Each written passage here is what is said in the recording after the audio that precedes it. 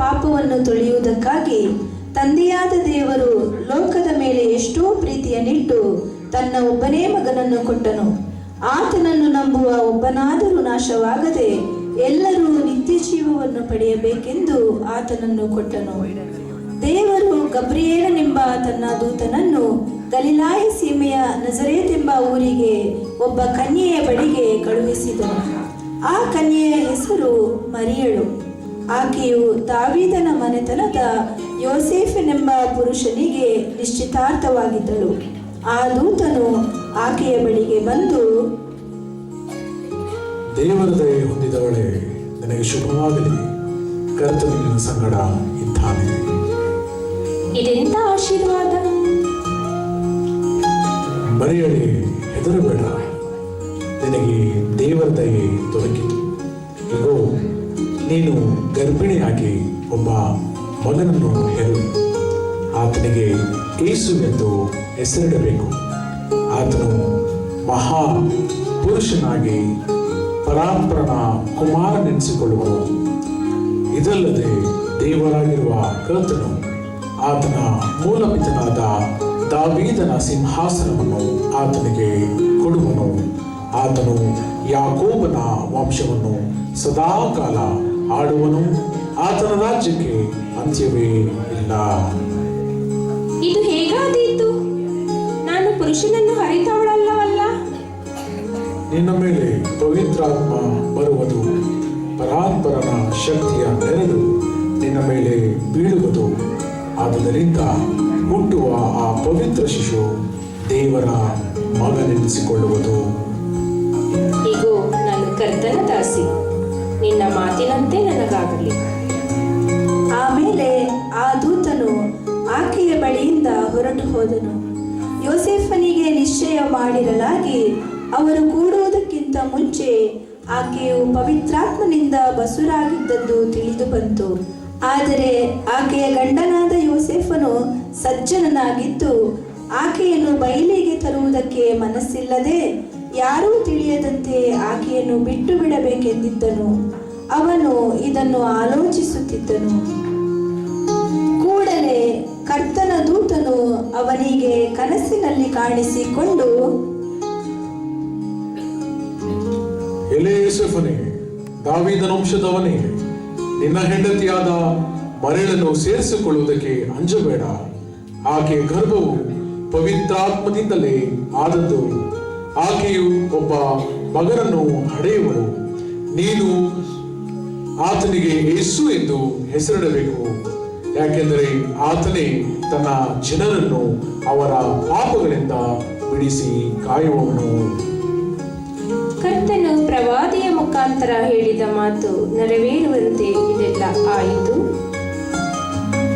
ಆಗ ಯೋಸೇಫನು ನಿದ್ದೆ ತಿಳಿದಿದ್ದು ಕರ್ತನ ಅಪ್ಪಣೆ ಕೊಟ್ಟ ಹಾಗೆ ತನ್ನ ಹೆಂಡತಿಯನ್ನು ಸೇರಿಸಿಕೊಂಡನು. ಆದರೆ ಆಕೆಯು ಗಂಡು ಮಗನನ್ನು ಅಡೆಯುವ ತನಕ ಆಕೆಯನ್ನು ಅರಿಯಲಿಲ್ಲ. ಯೋಸೇಫನು ಸಹ ತಾನು ದಾವೀದನ ಮನೆತನದವನು ಗೋತ್ರದವನು ಆಗಿದ್ದರಿಂದ ಹೆಸರು ಬರೆಸಿಕೊಳ್ಳುವುದಕ್ಕಾಗಿ ತನಗೆ ನಿಶ್ಚಿತಾರ್ಥವಾಗಿದ್ದ ಮರಿಯಳ ಸಂಗಡ ಗಲಿಲಾಯ ಸೀಮೆಯ ನಜರೇತ್ ಎಂಬ ಊರಿನಿಂದ ಹೊರಟು ಯೂದಾಯದಲ್ಲಿರುವ ಬೆತ್ಲೆಹೇಮ್ ಎಂಬ ದಾವೀದನೂರಿಗೆ ಹೋದನು. ಆಗ ಮರಿಯಳು ಪೂರ್ಣ ಗರ್ಭಿಣಿಯಾಗಿದ್ದಳು. ಅವರು ಅಲ್ಲಿದ್ದಾಗ ಆಕೆಗೆ ದಿನ ತುಂಬಿತ್ತು. ಆಕೆಯು ತನ್ನ ಚೊಚ್ಚಲ ಮಗನನ್ನು ಹೆತ್ತು ಬಟ್ಟೆಯಲ್ಲಿ ಸುತ್ತಿ ಛತ್ರದಲ್ಲಿ ಅವರಿಗೆ ಸ್ಥಳವಿಲ್ಲದ ಕಾರಣ ಅವನನ್ನು ಗೋದಲಿಯಲ್ಲಿ ಮಲಗಿಸಿದಳು.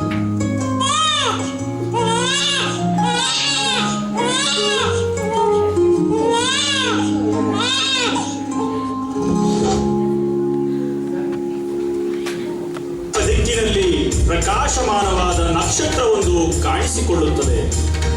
ಹತ್ತಿರದ ಹೊಲಗಳಲ್ಲಿ ಕುರಿಗಳನ್ನು ಕಾಯುತ್ತಿದ್ದ ಕೊಲ್ಲರಿಗೆ ದೇವದೂತನೊಬ್ಬ ಕಾಣಿಸಿಕೊಳ್ಳುತ್ತಾನೆ.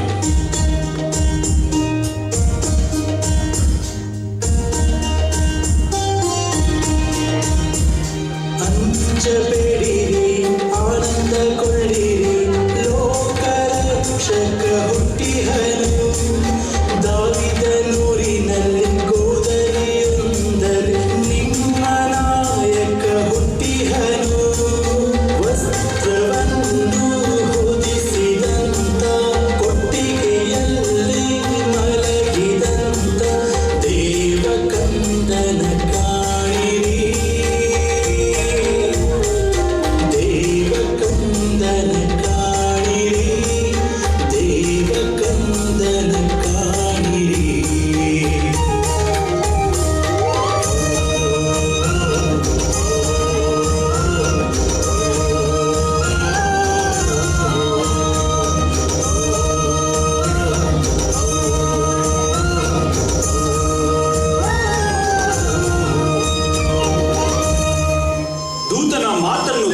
ಕುರುಬರು ಸಂತಸದಿಂದ ಗೋದಲಿಯತ್ತ ನಡೆಯುತ್ತಾರೆ. ಇದೇ ಸಮಯದಲ್ಲಿ ಆಕಾಶದಲ್ಲಿ ಕಾಣಿಸಿಕೊಂಡ ದೂತರ ಗುಂಪು ಮಹೋನ್ನತದಲ್ಲಿ ದೇವರಿಗೆ ಮಹಿಮೆ, ಭೂಲೋಕದಲ್ಲಿ ಸುಮನಜರಿಗೆ ಶಾಂತಿ ಎಂದು ಹಾಡುತ್ತದೆ.